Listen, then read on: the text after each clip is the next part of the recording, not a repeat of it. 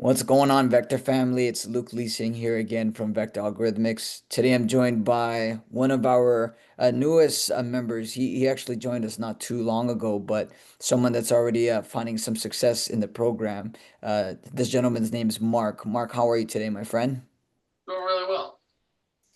Awesome, awesome. I don't know if you could tell, but I'm kind of losing my voice. I was screaming a lot on Saturday night when we watched the Blue Jays lose to the Dodgers. So Yeah, that yeah. was unfortunate.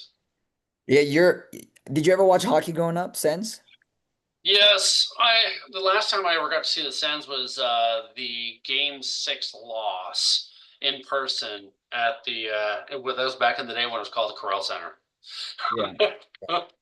So yeah, unfortunately, they've fallen from grace pretty hard. But now Chicago is a good second team. Yeah, yeah, that's great. I grew up watching the Leafs, so I'm kind of used to Toronto disappointing me, but so it's all good. But Mark, anyway, before we get into some of the good stuff, why don't you tell some of our listeners what is it that you do for work and how does balancing your trading life go hand in hand with your work life? It's a really great question. So I am a sales engineer for a software company here in the US. And I have a 25-year background in technology, and everything from InfoSec all the way through to containerization platforms. And so, obviously, being close to tech, I've always been putting money away for retirement. And as I've been growing in my career, I've been putting more aside for not just retirement, but for active investing. Um, as part of that investing journey, it's been an interesting one because we all know, we put your money in a safe place like an ETF, but then you start to ask the question, can I do more? Can I beat the market? The long answer can sometimes be yes and sometimes be no. As I got into deeper investing, started looking like we uh, discussed a little bit, options trading around those investments as I started to learn more about investing, getting out of ETFs directly and starting to build my own direct index. I started looking at how I can augment a little bit more income through options trading. And that's when I started to discover that it's it is a lot more pure gambling and emotions, and algorithmic investing is going to be much better for me because it's very easy to lose a lot of money very fast with options trading, and I wanted to be able to build my portfolio in a more systematic way at a more algorithmically reinforced methodology. And that's where I started looking at the likes of Vector to be able to help me with that. I wanted to grow.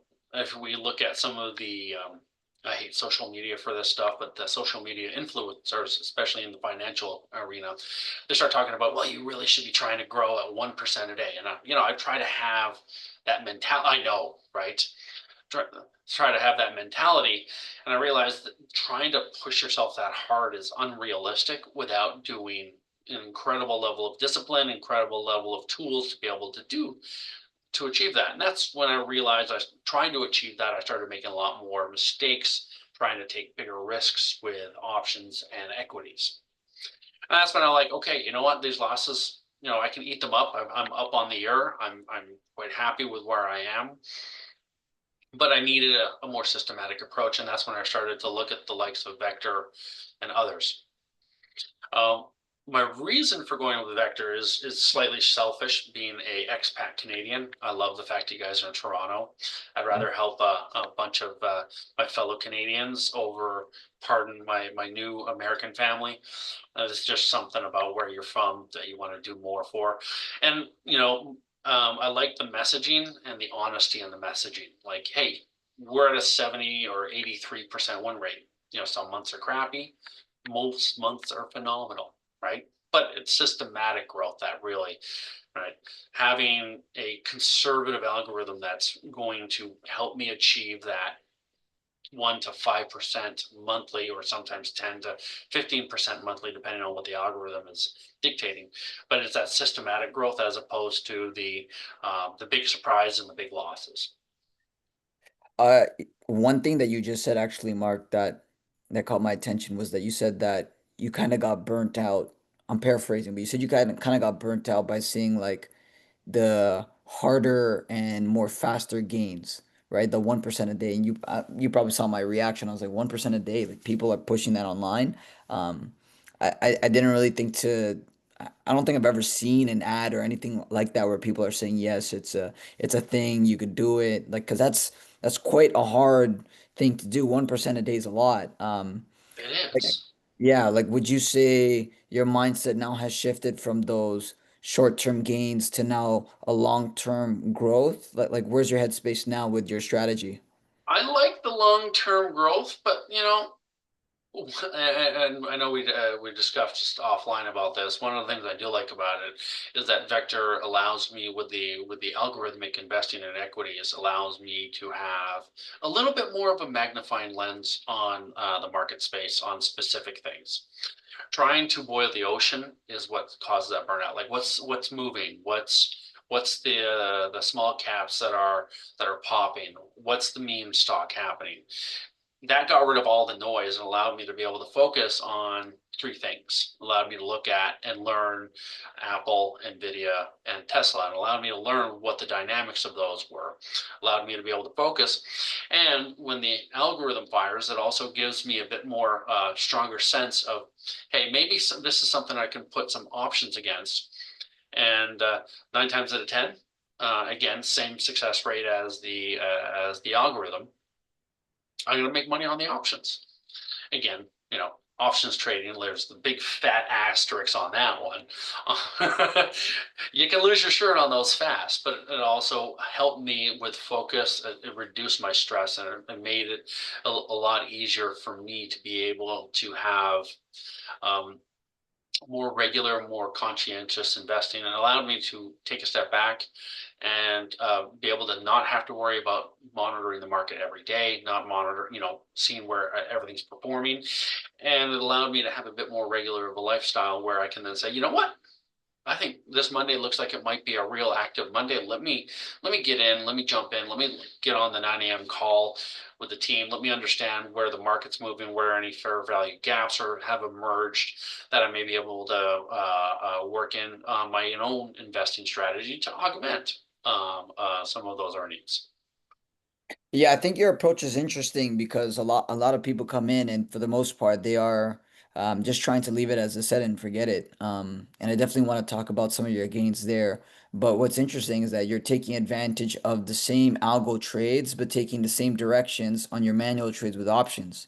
Um, so why don't you talk to us about some of the success you've seen in the last month or so, in terms of return Yeah. wise, both equities and crypto? So the one thing I will absolutely recommend is look at the platform that you use. One of the things that's burned me the most is not having great default option trading settings. Like for example, trailing stops is an absolute must. I've learned and been burned by saying, "Hey, I want to move fast. I want to buy this, and I want it to make me some money."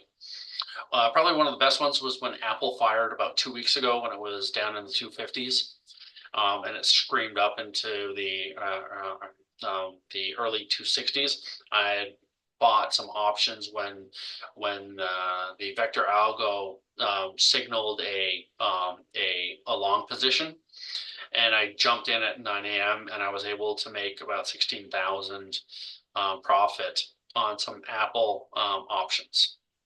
But again, it was speed and it was fast entry, fast exit. It went up $4, and I was able to really gain some money on that. Oh, okay. So I didn't even know that. Can we actually now just take the second to just divide like the two like streams that you've made like within Vector? So in terms of the algo side, how much have you made? And then leveraging the same algo signals on your manual side, how much have you added on top of the algos? So the algo, we've had an interesting last month where Apple fired and we made some money, and then it fired, and it. We talked about the stall where the after hours didn't happen, but Nvidia has also been an interesting one. So I think I'm around 6K up for my algorithmic trading, and I'm up, um, like I said, um, I've from the algorithmic trading, I'm up about 15 to 20 on options trading from that. That's crazy.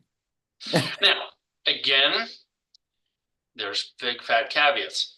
Following the algorithmic trading, I've been successful. Not following the algorithmic trading, I've been burning myself. Again, options trading comes with risk and reward. So, Yeah, yeah. In this game, you got to be very careful with the words you use. yes. Yeah, And that's why I said look at your default settings to make sure that your trailing stops are in there. If it goes up, the trailing stop goes with it. If you don't put in trailing stops, you're going to lose money fast. yeah, yeah. And I know you're on the other side with the crypto side. I'm not sure if you dabble too much with that manually, but I know on your algos, I think No. nothing. Crypto is a little bit of a foreign language for me, which is funny being in with having a strong technology background.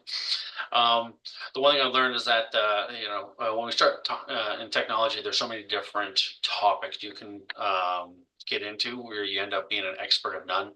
And so I tried not to get too deep into crypto, and it was one of those things where it's like I know there's the thing that I can make money off, but I really put my knowledge and started building knowledge on equities as opposed to crypto.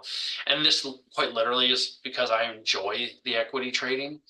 I did the full hands off on the crypto trading. And Yeah. so I just threw a bunch of money at it. And I think I started 2 weeks ago. It's up, what, 4%, 5%? On the So, crypto side. yeah, Okay, N nice. So on the algo trading, just between those two, so it looks like you're then up about 10%, give or take then. yeah, And thereabouts. then just so I know on the options side, when you're copy trading the algos, what's your risk like going into that? Just so I know. So generally I'm trying to do so again, this is trying to find the sweet spot. It's interesting when you uh, at the money, in the money, or out of the money. I'm generally doing out of the money so I can have the gamma is lower for out of the money, obviously. And so but when you're buying out of the money, you can buy more. So I'm generally buying about 100 options that out of the money, which generally where I'm placing them, I'm shooting for about 10K in market value of options. So trying to shoot for the 90 to $1.10 area on those out of the money. Now they've got they got lower gamma like we talked about because they're so far out of the money. But when things move, you have more options to make more money. And so I'm trying not to risk more than that much. And again, like I said, I'm running trailing stops on those, so that way I'm trying to manage my loss on risk. Yeah. Yeah, no, that's great, Mark. And honestly, I think the fact that you had this type of experience prior, though it's not necessary to be a user of Vector to have that kind of experience, I think it helps because it helps you stomach drawdowns a little bit better. That being said, as we close this off, what's one thing you'd give as a piece of advice to maybe a new trader, maybe not necessarily even an investor in algo trading, maybe anyone that just wants to start now dabbling in this space? As someone with experience, algo trading and as well as manual trading, what's one piece of advice you would give to anyone new that just wants to get started? Understand that whatever you put, it's essentially a legalized form of gambling. So understand that uh, only put in what you're willing to lose. Understand that there's risks in life and there's risks in investing, and that trust that trust your gut and understand the risk. It's like without algorithmic trading, you're really doing hopes and prayers. Like I've watched graphs I'm trying to hope and prayer it up. And with algorithmic trading, I don't have to worry about hopes and prayers to move it up. I know that the system is going to help me get there. And it takes away some of that risk on hopes and prayers. Yeah, very well said because you can have risk management in place, but if you have a machine, a software, an algo that can actually do that for you, then it helps. It doesn't fully remove the emotion side, but it most certainly helps a lot. So, Mark, I appreciate your advice here, and I appreciate your time today. Thank you, Luke. All right.